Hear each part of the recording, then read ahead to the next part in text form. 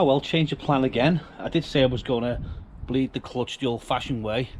My friend Chris can't make it at the moment, so what I've done, I've gone and ordered another kit. And with this one, you screw this one onto the actual master cylinder, and it pumps the fluid through the system and then out the other side. So we want to try that. Let's have a look. Right, so here's the other system I'm going to use now. Just going to plunge it on top. You pressurise this vessel. I'm going to put about a litre and a half of brake fluid in this container. Pump it up to about 1.5 bars. Comes out through this tube and then into your master cylinder. Pumps it all the way through the system and out the other end, pushing all the air out as it goes. This is what comes with the kit. This goes onto the master cylinder here, and this is a Euro fitting, and this is a quick coupler, clips onto there like so. The problem you've got, the distance between the master cylinder and the top here, it's too long, and I can't get it in because my master cylinder is just slightly underneath a lip. So I've had to modify it by getting rid of that. And I've just pushed the hose onto the Euro fitting. So first of all, let's get some fluid into this. This is .4. That was roughly about a litre and a half in there. That's plenty for what I've got to do.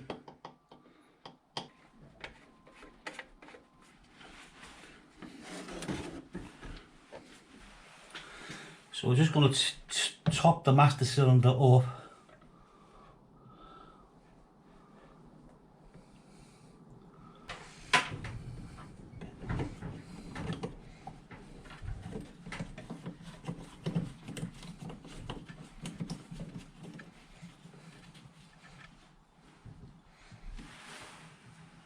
Anyway, we're all connected up. There's no leaks.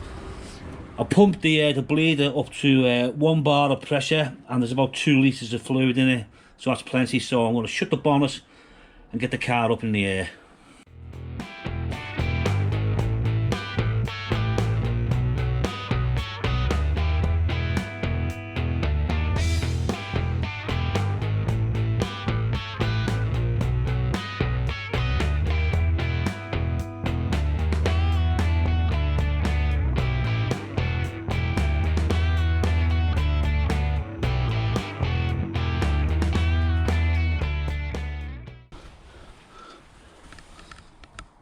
Yeah, I've got easy access there now for my slave cylinder. We'll get the pipe connected up. So I've connected everywhere up now, as you can see. I've got my collection bottle here. Managed to hook it through a little hole in the bottom of the sump plate. The actual fitting that came with the device, which was that, unfortunately that does not fit. So I've had to just pull it off, and I've put the hose directly on the end of the nipple, and that should be fine. So let's give that a go. Here comes the fluid, nice and slowly.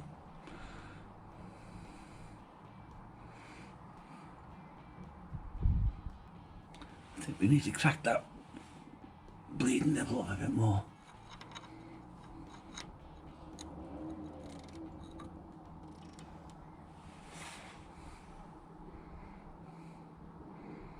She's coming now. Yeah, air bubbles are still coming out, as you can see.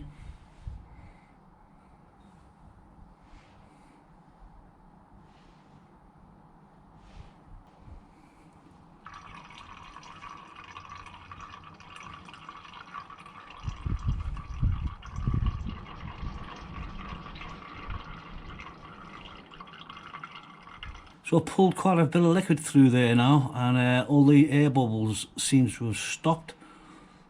So I suppose the thing to do now is to try it and see whether I've got a clutch or not. Here we go.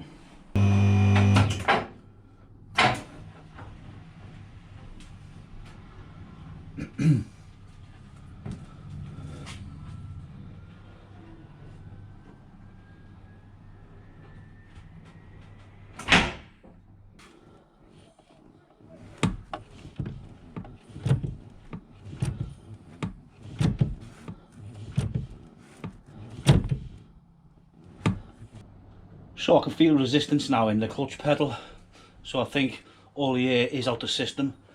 So I just need to test it now properly, start the engine up and see what happens. Wish me luck.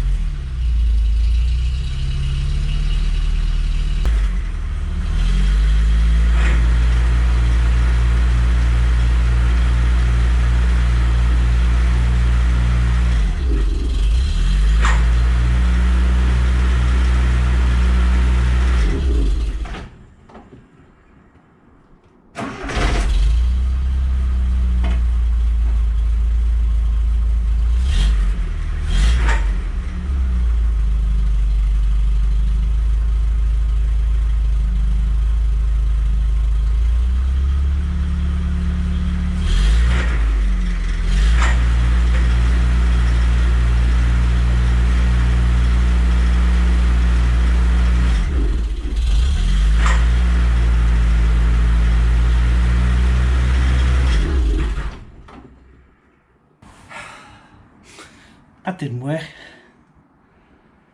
I need a coffee. So let's see if we can see what's going on with this clutch. Have a closer look.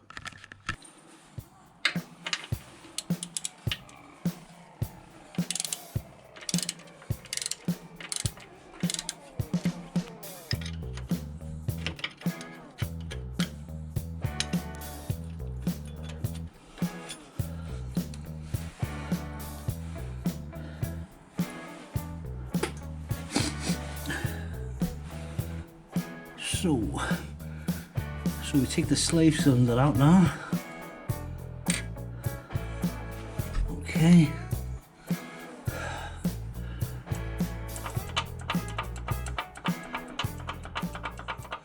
So the rod's still attached, that's good.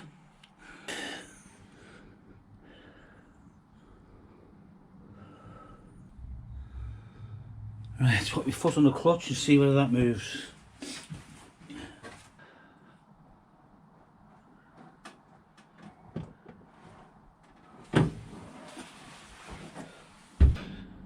So as you've just seen now, the master cylinder and the slave cylinder work perfectly well. It's all bled up. The rod moves out freely on its own. When I depress the clutch pedal, it pushes it out. So the problem is actually inside the bell housing with the actual clutch mechanism itself.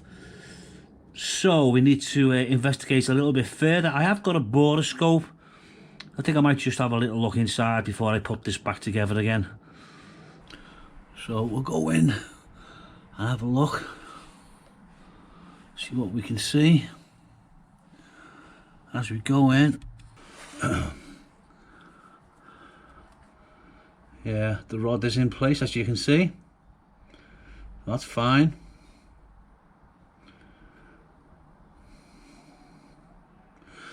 Now we're going to look up to where, see if I can go up by the flywheel.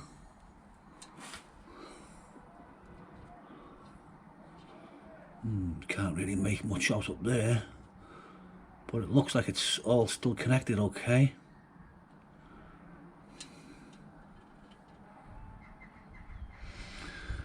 So I've just been tapping the push rod lightly with a hammer, and there's quite a bit of spring in it, so everything inside is working. The actual actuating arm is moving, it's not stuck.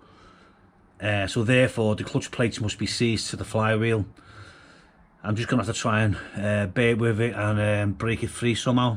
I don't particularly want to drop the gearbox, but it might be the only solution. But we'll just persist a little bit longer and see how we get on. Ah well folks, after sleeping on it overnight and giving it a lot of thought, I've decided I'm not going to mess around with this clutch any longer. It's obviously not going to break free. Unfortunately, sometimes they don't, and you've got no option but just to swap the clutch out, and that's exactly what I'm going to do. I've been on the phone to Rimmers and I've ordered a brand new clutch for it, a clutch kit. Should be here in a couple of days, and then we'll get on with actually getting this car to run and drive properly. So listen, if you like the video, please give us a thumbs up.